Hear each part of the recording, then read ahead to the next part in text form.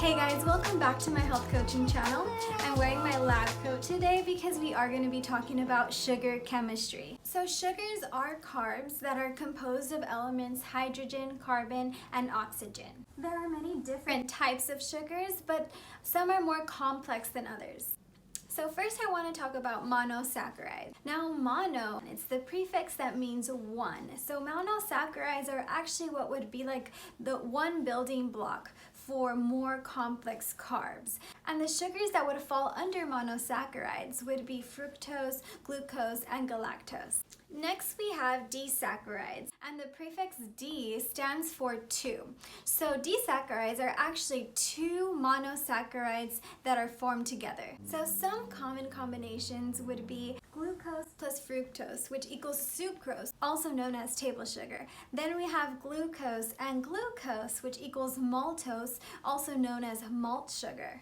Glucose plus galactose equals lactose, also known as the milk sugar. And then we have polysaccharides, and the prefix poly stands for many. So this is actually a combination of multiple and many monosaccharides that are joined together. So it is more complex than the monosaccharide and the disaccharide. So now I want to move on to explaining the difference between a simple and a complex carb. Simple carbs are quickly and easily used for energy because of their simple chemical structure.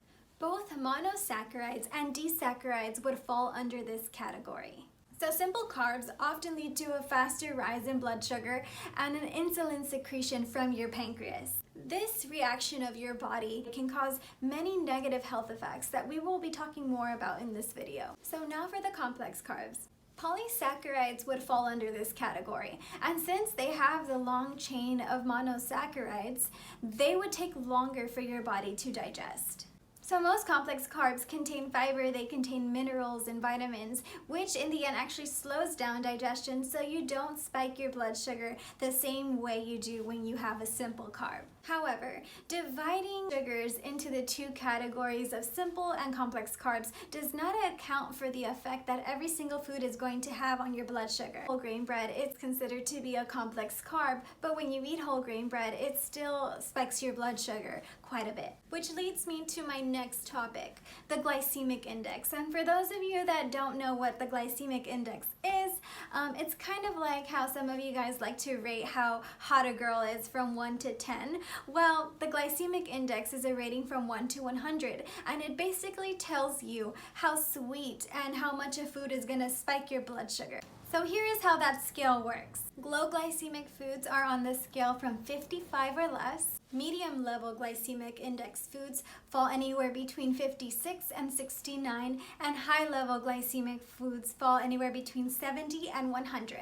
So going back to the whole grain bread, which is a complex carb because it is a polysaccharide, actually rates a 72 out of 100 on the glycemic index. So even though it is complex, you will still find it under the high glycemic index food category. So eating low glycemic foods can help control type 2 diabetes, it could enhance weight loss, and it has anti-inflammatory benefits. Eating high glycemic foods can cause really powerful blood sugar spikes, which can cause many different health problems. Not only is it dangerous for diabetics, but it also can lead to diabetes, and it can cause health problems like heart diseases and obesity, which can lead to a ripple effect of other diseases also. There are many different variables which will affect how a food will affect your blood sugar. So processing, grains that have been milled, that have been refined, where they remove the germ, where they remove the bran, just like I talked about in my last video, brown versus white rice, which I will be putting the link down into my video below where I explain this in more depth, will have a higher glycemic index. And then we have the physical form. So for example, finely ground grains are more rapidly digested than whole grains. This is why eating whole grains in their actual whole form is healthier for you. For example, eating brown rice flour, which has become a very popular gluten-free alternative, would spike your blood sugar a lot more than eating the whole grain brown rice itself. High fiber foods slow the rate of digestion, which causes a slower and more gradual rise in your blood sugar. Ripeness. So basically, the riper the fruit, the higher the glycemic index. And lastly, fat and acid content. So meals that have fat and acid are converted more slowly into sugar. So now I want to touch up on the topic about how your body metabolizes sugar. The body metabolizes different types of sugar in different ways in your body. And to help you guys understand this, I want to specifically talk about glucose versus fructose. Every cell in the body has the capacity to use glucose for energy, but no cell in the body has the capacity and ability to use fructose. Only your liver has the capacity to metabolize fructose, which can be a lot of stress on your liver. Having more fructose than what your body really needs is converted directly into liver fat. You know how high consumption of alcohol can cause fatty liver disease? Well, in a similar sense, so can fructose. If you replace glucose with a calorically same amount of fructose, it can increase your liver fat by 38% in as little as in a few weeks. So on one hand, we have glucose, which spikes your blood sugar more than fructose, which causes high levels of insulin secretion, which makes you create and hold on to more fat. And then on the other hand, we have fructose, which doesn't spike your blood sugar the same as glucose, but it still does significant damage to your liver.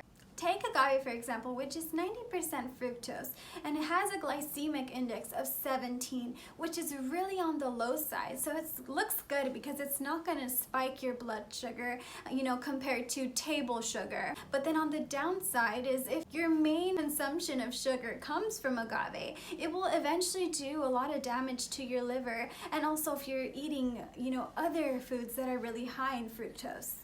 So I'm saying this to show you guys that even though a food might not have a high glycemic index, it still can cause a lot of damage to your body and lead to a lot of other health problems.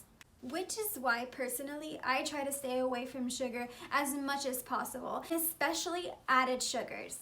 Sugar is such a huge topic with so much to talk about, so much to teach about. I will be making sugar as a topic of a series. I will be teaching you guys things like how to properly read nutritional labels so that you can make sure that you're staying under that recommended amount of sugar that you should be having on a daily basis. I'm going to show you guys what my favorite sweeteners are that I use to sweeten up my life, and a lot more. So if you do not want to miss out on that, do not forget to subscribe to my channel. And let me know, what are some of your thoughts on sugar? What are some things that you'd really like me to cover regarding this topic? If you learned from this video, don't forget to give it a thumbs up, and I will see you guys soon. Keep blooming.